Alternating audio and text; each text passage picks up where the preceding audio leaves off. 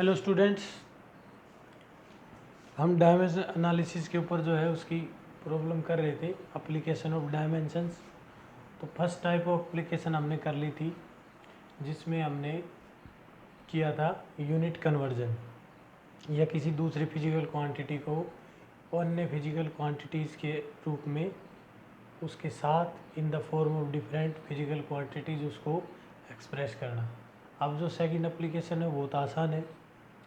उसमें क्या है कि हमने एक फार्मूला चेक करना पड़ेगा कि कोई रिलेशन अगर गिवन है तो ये पता करें कि वो रिलेशन सही है या गलत है। तो इसलिए सेकंड एप्लीकेशन है checking the correctness of formula. Checking the correctness of formula के अंदर हमने क्या करना होता है कि कोई रिलेशन गिवन होता है। फॉर एग्जांपल हमने मान लिया कि हमने ये रिलेशन चेक करना है कि v is equal to 1/λ k/d। ये एक रिलेशन है, v is equal to 1/λ root k/d। इस रिलेशन का हमने ये बताना है कि ये रिलेशन करेक्ट है या रोंग है, राइट है या रोंग है। अगर ये रिलेशन करेक्ट होगा तो down the basis of the dimension दोनों तरफ के जो डायमेंशन फार्मूले हैं वो मैच करेंगे, यानी कि लेफ्ट हैंड डायमेंशन और राइट हैंड डायमेंशन दोनों के क्या होंगे, बराबर। तो इसके लिए हमने चेक क्या करना होता है कि if L H D left hand dimension is equal to R H D right hand dimension. अगर लेफ्ट हैंड डायमेंशन और राइट हैंड डायमेंशन दोनों बराबर हो जाते हैं तो हमारा फार्मूला हो जाएगा करेक्ट, और अगर ये दोनों बराबर नहीं होते हैं तो फार्मूला होता है इनकरेक्ट। इसके अंदर एक तो सिंगल रिलेशन होता है इस टाइप के फार्मूले में, और दूसरा रिलेशन होता है 2 या 3 टर्म का एडिशन। उसके अंदर दूसरा फैक्ट यूज़ होता है। पहले हम इस टाइप की प्रॉब्लम करते हैं जब सिंगल रिलेशन दे रखा हो। तो यहाँ पर जो ये प्रॉब्लम दे रखी है, यहाँ पर v जो है वो वेलोसिटी है, v वेलोसिटी है, लैम्डा जो है इसकी वेवलेंथ है, k is the coefficient of elasticity है, वॉल्यूम इलास्टिसिटी, और d is the density of the medium. यानी कि यहाँ पर जो क्वांटिटी गिवन है उसमें v is equal to velocity और lambda is equal to wavelength, lambda is equal to wavelength, ये वेलोसिटी ऑफ वेव है, ये है वेवलेंथ,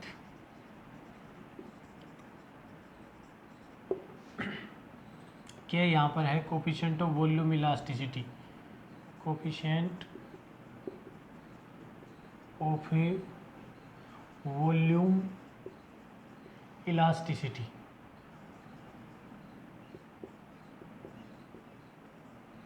और d यहाँ पर है डेंसिटी।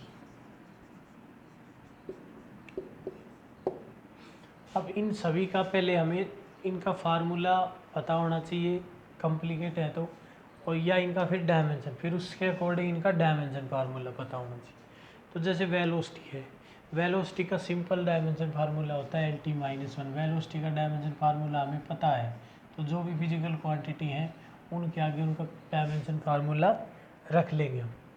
फिर है वेवलेंथ, वेवलेंथ है तो ये वेव है, और वेव जो होती है, वेवलेंथ जो होती है वो एक लेंथ ही होती है।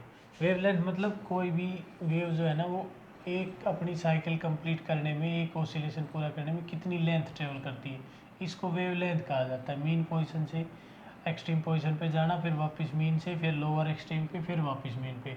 तो जो पार्टिकल ऑसिलेटिंग पार्टिकल होता है वो कितनी पाथ ट्रेवल करता है, पाथ लेंथ कितनी, उसी को कहा जाता है वेवलेंथ। इसका मतलब वेवलेंथ का डायमेंशन फार्मूला भी हो जाएगा L।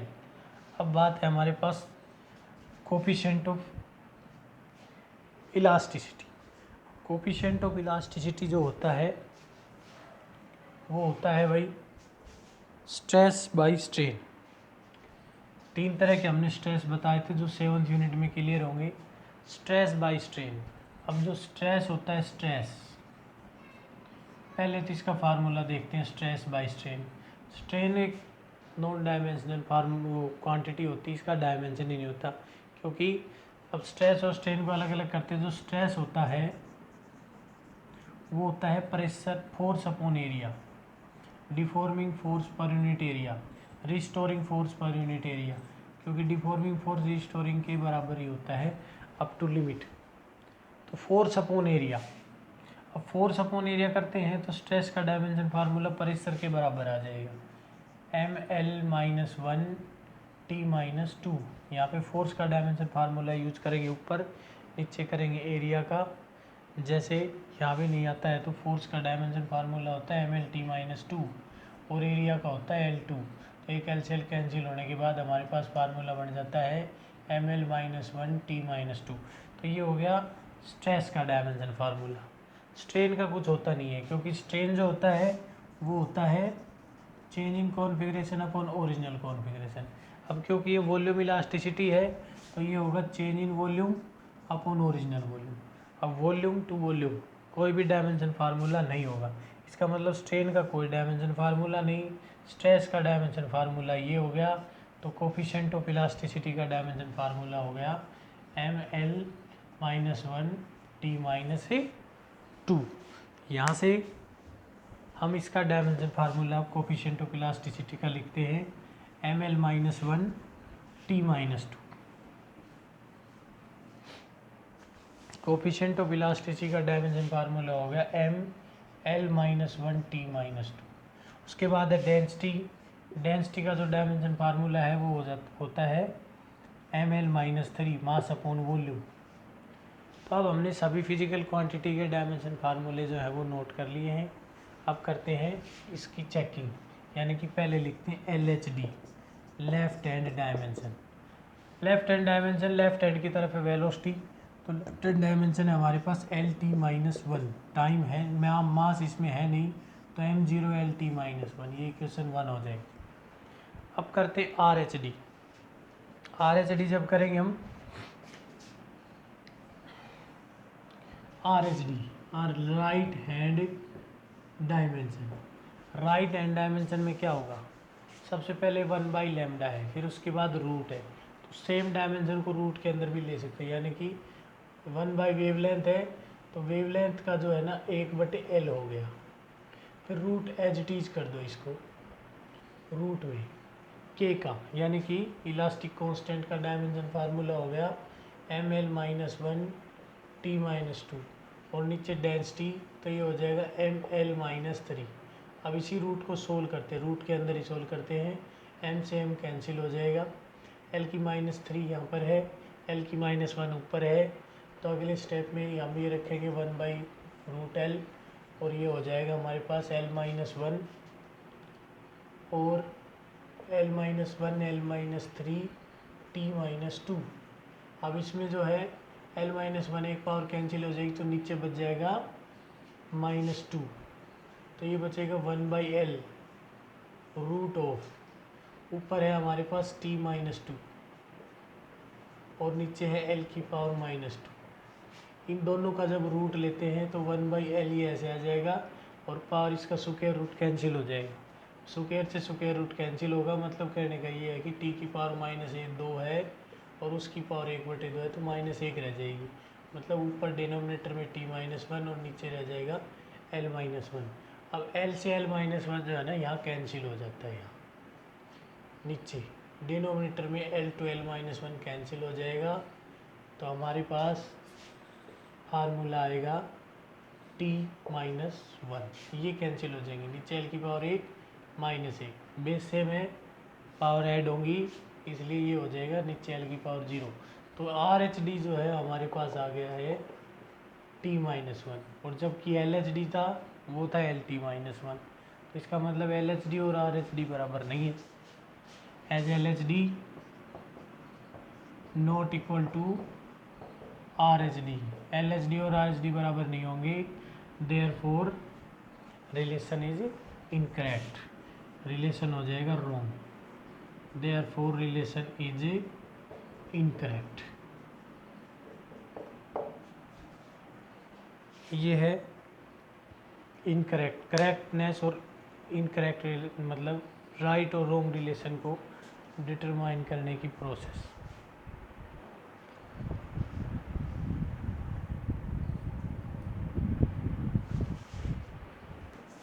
अगला एक रिलेशन हम चेक करते हैं, H is equal to 2s cos theta upon R rho G. ये जो है फार्मूला होता है किसका, कि किसी कैपिलरी ट्यूब के अंदर पानी जो है, वाटर जो है या कोई भी लिक्विड जो कितनी हाइट तक रेज होता है, ऊपर चढ़ता है अगर उसको पानी में डुबोया जाए। कैपिलरी ट्यूब को, ये कैपिलरी ट्यूब होती है, इसको जब किसी लिक्विड में डुबोया जाता है तो ये इसके ऊपर लिक्विड है ना, कुछ हाइट तक इसमें राइज हो जाता है, राइज अप हो जाता है, ऊपर तक आ जाता है। तो कितनी हाइट तक ये लिक्विड इसके अंदर राइज हुआ है, ये पता करने के लिए है ये रिलेशन। अब ये हमने चेक करना है। इसके अंदर जो 4-5 चीज़ें दे रखी हैं, वो सबसे पहले तो है एस, सरफेस टेंशन है। H is equal to radius of the tube, ये जो ट्यूब है उसका रेडियस है। G is equal to acceleration due to gravity. H is equal to height of the liquid column. और कोस थीटा, ये trigonometric relation हो गया। Trigonometric का वो हो गया, टी रेशियो हो गया। तो अब इसके अंदर क्या है, कोस थीटा, चलो लिख देते हैं हम। कोस थीटा का कोई भी जो है ना डायमेंशन नहीं होगा। M0 L0 T0 एंगल या T ratio, trigonometric ratio angle का नहीं होता तो ट्रिग्नोमेट्रिक रेशियो का भी नहीं होता, क्योंकि इनकी वैल्यू एक कांस्टेंट आती है। तो इसका मतलब ये डायमेंशनलेस कांस्टेंट हो गया। अब हमारे पास है सरफेस टेंशन। सरफेस टेंशन जो है, सरफेस टेंशन का फार्मूला होता है फोर्स बाई लेंथ। तो फोर्स अपॉन लेंथ के अकॉर्डिंग हम सरफेस टेंशन का डायमेंशन फार्मूला बनाएंगे। पता होना चाहिए, अदरवाइज उसका फार्मूला पता होना चाहिए। फोर्स अपॉन लेंथ, तो फोर्स अपॉन लेंथ के अकॉर्डिंग फोर्स का mL_T-2, लेंथ का एल से एल कैंसिल हो जाए, यानी कि सरफेस टेंशन का डायमेंशन फार्मूला होगा M_T-2।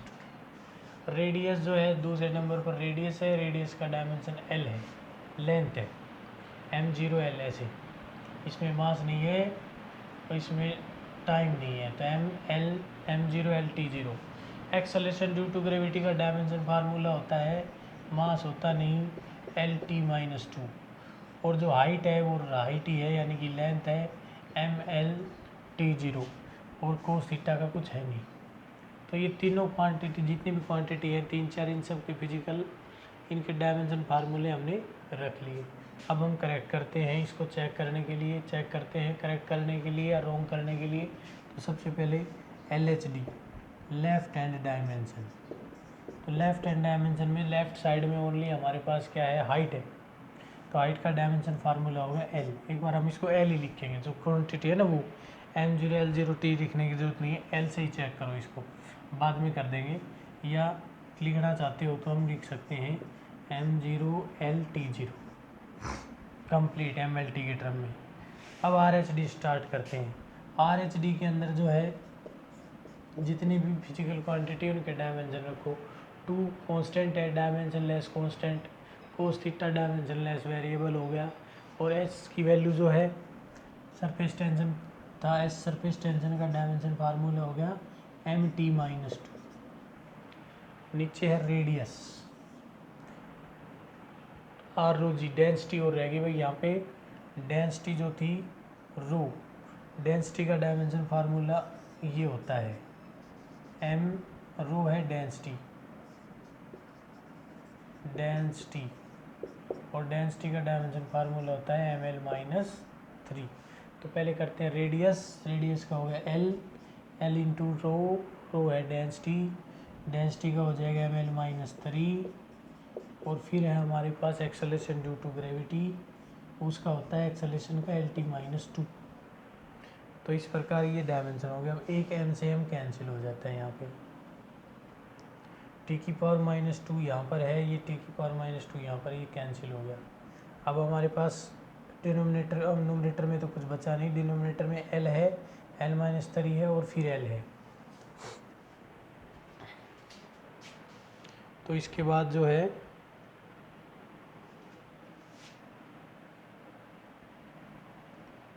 पर सरफेस टेंशन, उसमें M कैंसिल, नीचे हमारे पास है L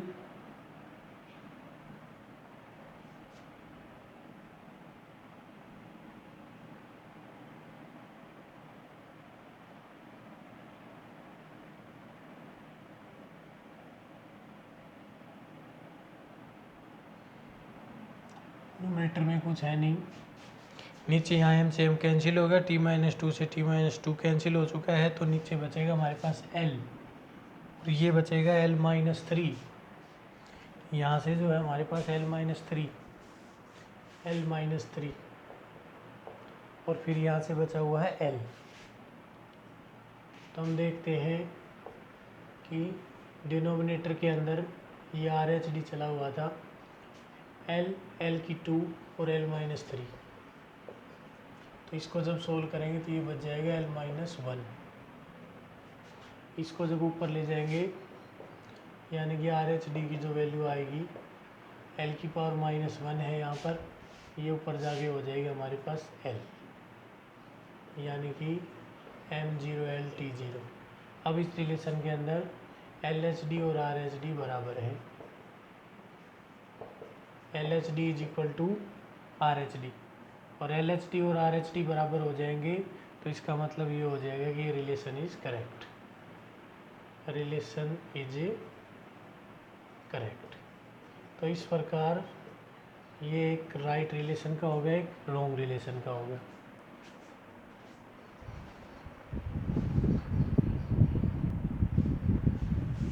अब एक कंसेप्ट होता है कि same dimension can be added और सब्ट्रैक्टेड, मतलब हम किसी फिजिकल क्वांटिटी में वही फिजिकल क्वांटिटी जोड़ सकते हैं, यानी कि लेंथ में लेंथ जोड़ सकते हैं, फोर्स में फोर्स जोड़ सकते हैं, या फोर्स ही घटा सकते हैं। उसी डायमेंशन की फिजिकल क्वांटिटी या डायरेक्ट फिजिकल, मतलब जो दो क्वांटिटी का जोड़ होगा, एडिशन होगा, मतलब दो क्वांटिटी का सब्ट्रैक्शन होगा। एडिशन हो या सब्ट्रैक्शन हो, वो उन्हीं फिजिकल क्वांटिटी का होगा जिनके डायमेंशन सेम है। मतलब फोर्स के अंदर अगर कोई फिजिकल क्वांटिटी जोड़ते हैं, चाहे वो 2 की मल्टीप्लाई हो, चाहे 3 की मल्टीप्लाई हो, चाहे सिंगल हो, लेकिन वो फोर्स ही जुड़ सकता है और फोर्स ही घट सकता है। एनर्जी के अंदर एनर्जी ही जुड़ सकती है, एनर्जी ही घट सकती है, और हमारे पास जो वैल्यू आएगी वो फिर एनर्जी आएगी, मतलब जो नई फिजिकल क्वांटिटी या जो रिजल्ट आएगा वो एनर्जी का ही आएगा। मतलब same dimension can be added और सब्ट्रैक्टेड। इसके ऊपर प्रॉब्लम आती है, एक तो रिलेशन चेक करने की, और एक किसी अननोन फिजिकल क्वांटिटी का डायमेंशन डिटरमाइन करने की। तो जैसे पहले तो हम करते हैं रिलेशन करेक्ट हो उसके लिए, तो इसमें सबसे आसान है कि S = UT + ½ AT²। ये है हमारे पास UT + 1/2 AT²। तो यहाँ पर एक फिजिकल क्वांटिटी ये है, एक ये है और एक ये है। ये लेफ्ट हैंड साइड, ये right hand side. Right hand side है वो दो फिजिकल क्वांटिटीज़ का एडिशन है। अगर ये रिलेशन राइट होगा तो इन दोनों फिजिकल क्वांटिटीज़ का जो डायमेंशन है वो इस फिजिकल क्वांटिटी के डायमेंशन के बराबर होगा। मतलब अगर ये रिलेशन करेक्ट है तो जो लेफ्ट हैंड डायमेंशन है वही डायमेंशन इस टर्म का भी होना चाहिए और वही डायमेंशन इस टर्म का भी होना चाहिए। अब यहाँ पर जो है S4 है डिस्प्लेसमेंट, S यहाँ पर डिस्प्लेसमेंट है, U जो है वो है initial velocity, initial velocity, T जो है वो है टाइम, A वह है वो एक्सेलेरेशन है, A हमारे पास एक्सेलेरेशन है। अब हमने ये चेक करना है कि ये रिलेशन राइट है या रॉन्ग है। तो सबसे पहले लेफ्ट हैंड डायमेंशन निकालते हैं हम, LHD। अब LHD सीधी सी बात है डिस्प्लेसमेंट है तो इसका डायमेंशन L होता है, तो इसका मतलब LHD हो गया हमारे पास m0l-T0। ठीक है, फिर करते हैं राइट हैंड साइड के अंदर आते हैं। तो राइट हैंड साइड में 2 टर्म्स है, दोनों का निकालेंगे। तो राइट हैंड साइड में फर्स्ट टर्म का डायमेंशन, पहली टर्म का डायमेंशन लेते हैं UT का। UT का डायमेंशन लेंगे तो पहली है वेलोसिटी, वेलोसिटी का डायमेंशन होता है LT-1 और उसको T से मल्टीप्लाई किया टाइम से। तो इसका मतलब इस फर्स्ट टर्म का डायमेंशन होगा T से T-1 कैंसिल, फर्स्ट टर्म का तो डायमेंशन हो गया हमारे पास L, m0l-T0, ये फर्स्ट टर्म का डायमेंशन हो गया। सिमिलरली अब इस सेकंड टर्म का डायमेंशन यूज़ करेंगे। सेकंड टर्म में को भी हम RH-D के अंदर ही रखते हैं, और ये जो है हमारे पास आएगा 1/2 का तो कुछ होता नहीं, ये A4 एक्सेलेरेशन है, एक्सेलेरेशन का होता है LT-2 और टी स्क्वायर टाइम है, तो ये हो जाएगा टाइम का स्क्वायर।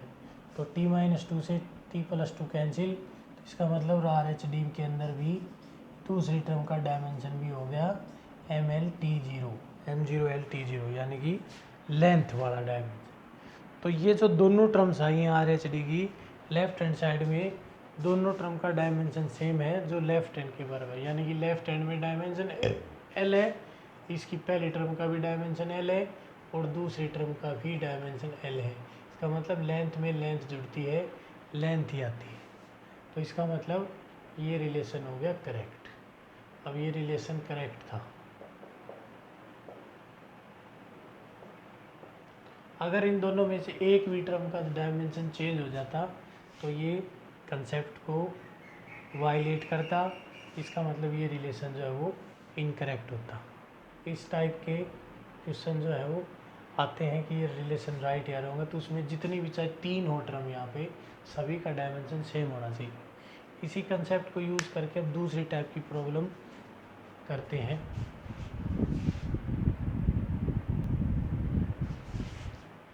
ये एक प्रॉब्लम है जिसमें दे रखा है एक रिलेशन क्वेश्चन f=a√x + bt²।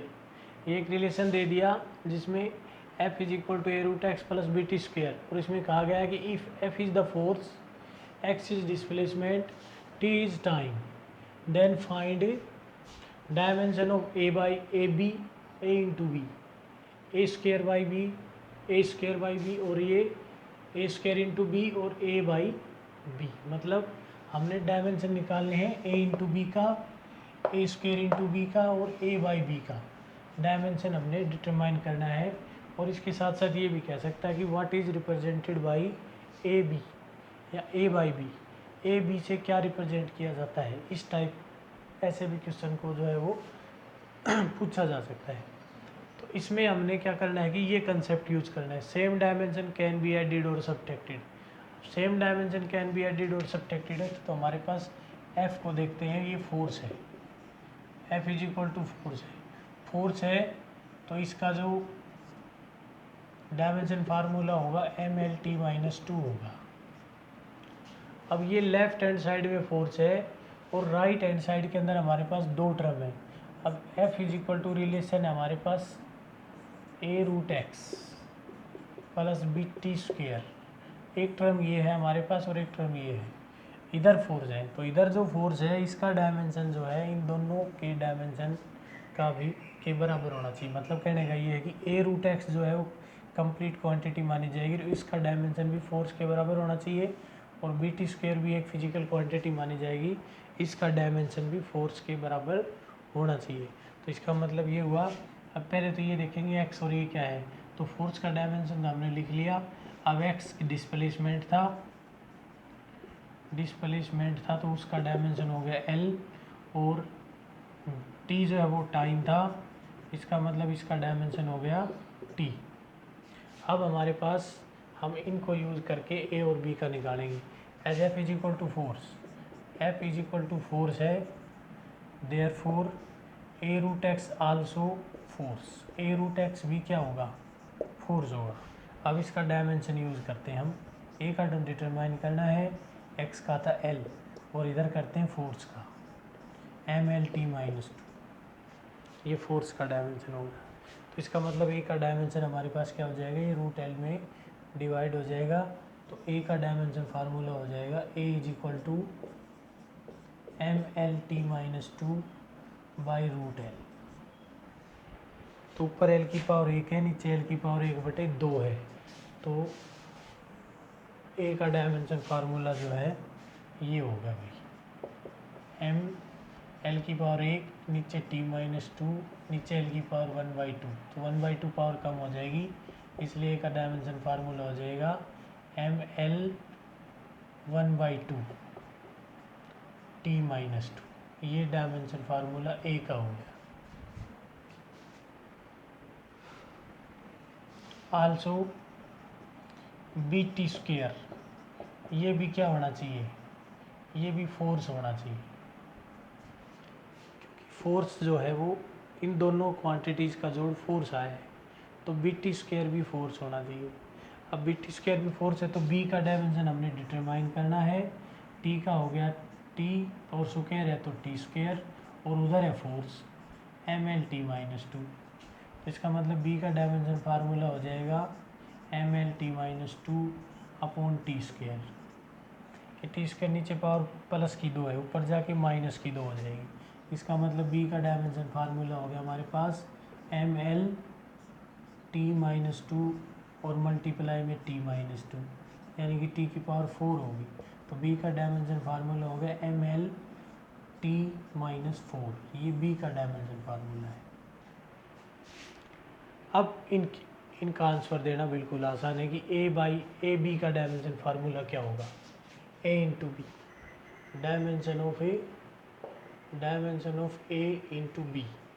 ए का डायमेंशन फार्मूला यूज़ करेंगे हम M L H to power 1/2 T minus two, और बी का डायमेंशन फार्मूला यूज़ करेंगे एम एल टी माइनस 4। तो हमारे पास ए बी का जो डायमेंशन फार्मूला है, dimension of A B, dimension A B ये आ जाएगा हमारे पास M into M square, L 1/2 और एल 3/2 और टी माइनस टू और टी माइनस 6। ये ए बी, ये डायमेंशन फार्मूला ए बी का होगा। ए बाई बी का निकालना चाहें, dimension of A by B, A by B का निकालना चाहें तो ए का डायमेंशन यूज़ करेंगे न्यूमरेटर में M L 1/2 T minus two, नीचे M L T minus 4। M से M cancel, T minus to से 2 पावर कैंसिल हो जाएंगी, एल की पावर नीचे 1 है, ऊपर 1/2 है। तो इसका मतलब ये बचेगा हमारे पास एल की पावर माइनस 1/2 और टी रेज टू पावर 2, नीचे टी माइनस 2 बचेगी, ऊपर जाके प्लस की हो जाएगी। तो ये हो गया हमारे पास dimension of A minus B, dimension of A by B, A minus B नहीं, A by B, L minus 1/2 T2। या इसको ऐसे भी दिया जा सकता है रूट में, ऐसे T square upon root L. ये dimension formula. A square B का डायमेंशन करना है तो हमने ए का स्क्वायर करना पड़ेगा, dimension of A square B, dimension of A square B. तो ए का स्क्वायर करेंगे, ए का डायमेंशन है एम एल 1/2 टी माइनस 2 सारे का स्क्वायर, और बी का डायमेंशन था एम एल टी माइनस 4।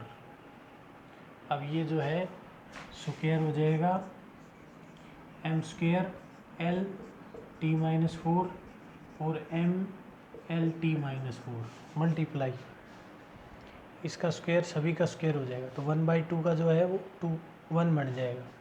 अब ये डायमेंशन हो जाएगा हमारे पास M Q L square T minus 8। ये ए स्क्वायर बी का डायमेंशन हो गया। तो ये तो एक ऐसा एग्जांपल था जिसमें ये डायमेंशन फार्मूले किसी स्पेशल फिजिकल क्वांटिटी से मैच नहीं हुए। कई बार ये किसी फिजिकल क्वांटिटी के डायमेंशन फार्मूले से मैच हो जाते हैं, जैसे एनर्जी, फोर्स, एक्सेलरेशन। तो इस टाइप में ये भी पूछा जा सकता है कि what is represented by A into B, what physical quantity represents A into B. तो ए इंटू बी का डायमेंशन निकालो और फिर उसको ये देखोगे ये किस फिजिकल क्वांटिटी से मैच कर रहा है। इस प्रकार के क्वेश्चन का फिर आंसर दे दिया जाता है।